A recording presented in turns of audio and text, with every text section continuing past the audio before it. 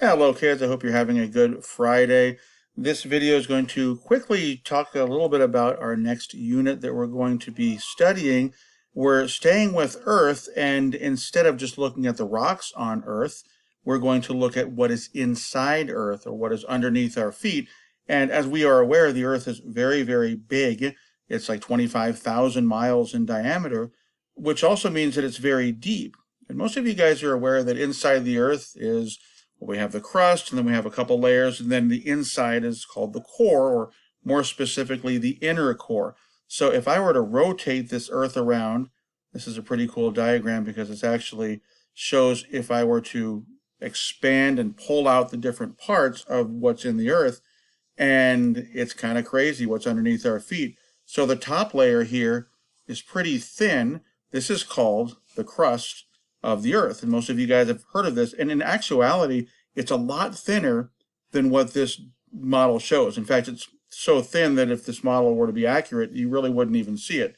It's only like 50 miles thick when you consider it's almost 7,000 miles of depth from on the surface, like this would be Spain, and if you went all the way down to the center of the Earth, that's like 7,000 miles.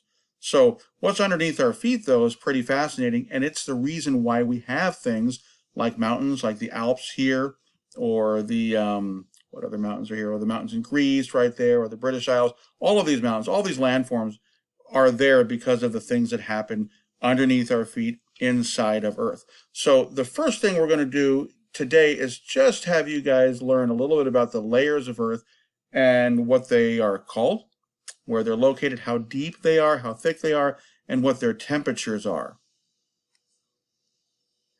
Now, when we think about what it's like on the surface of the Earth, we know that it can get pretty hot. We've had temperatures, a couple, 100 degrees or whatever.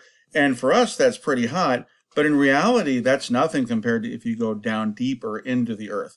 So if you were to go just a little bit into the crust, not even very far into the crust of the Earth, in this little area, it would get to probably around 700 degrees, which would boil water and melt a bunch of things.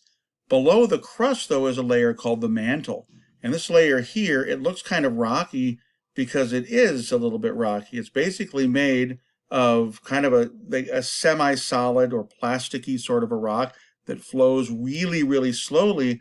And this is where we have convection currents. Those are the currents that we talked about when we talked about heat energy. And what happens is the really hot rock from the bottom part of the mantle moves up because it's less dense, and then it's replaced by the cooler rock that would be at the top part of the mantle, and that descends back down and heats up, and you end up with a convection cell, and that's how the heat of the inside of the Earth is transported.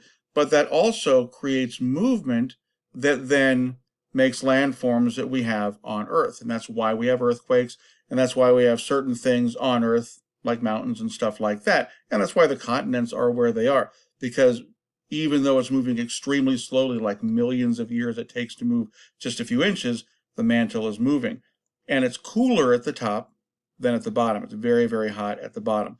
Now below the mantle we have a layer, it's called the outer core.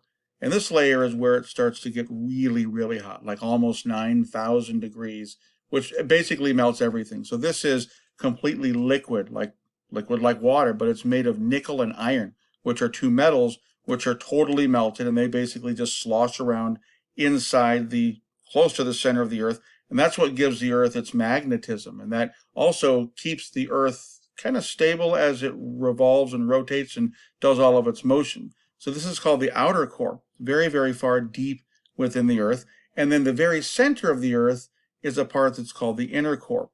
Now the inner core is interesting because it's nickel and iron, like the outer core. It's actually hotter than the outer core, but it's not liquid. And the reason why is because there's so much pressure, so much weight from these layers pushing down on this inner core that weight pushes everything together and makes it into a solid piece. So this is solid nickel and iron. It's like 9,000 something degrees Fahrenheit. This is the liquid nickel and iron. And then you get to the mantle part right here, which is semi-liquidy, mostly rocky. It's more rocky when you get towards the top. And then, of course, the crust, as we know it, is basically all rocks. So what you're going to do is make a pretty simple model of Earth's interior using Google Slides. Now, your model is going to look exactly like this. It's going to look just like this. It's going to have the same colors, same arrows, same text, same numbers, all of those things. Now, you wonder, that's going to be very difficult. Well, me being so nice, I made two videos. One video, if you click here, it'll link to this video, and that will tell you how to make the layers, these circle parts. The other video right here tells you how to make all of the text boxes. So your job today is to follow along with these videos exactly like the videos say, following those steps, and when you do, you'll end up with a product that looks literally exactly like this. And when I grade this, if it looks kind of like this, sort of like this, a little bit like this, I'll give you a 50 for showing up and trying. It needs to look just like this. And it will look just like this if you follow the instructions in the videos. So it's very important that you watch these and you follow them step by step. Don't skip steps. Don't think you know what to do. Follow them step by step. Make sure you get even the same numbers, the same words. Everything's going to be the same, and you're going to end up with a slide that looks just like this. And all these videos and everything, of course, are linked right here on Google Classroom, so you have everything you need. Send me a message on Google Classroom if you get stuck, and I will help you. Otherwise, good luck, and if I don't talk to you, have a good weekend.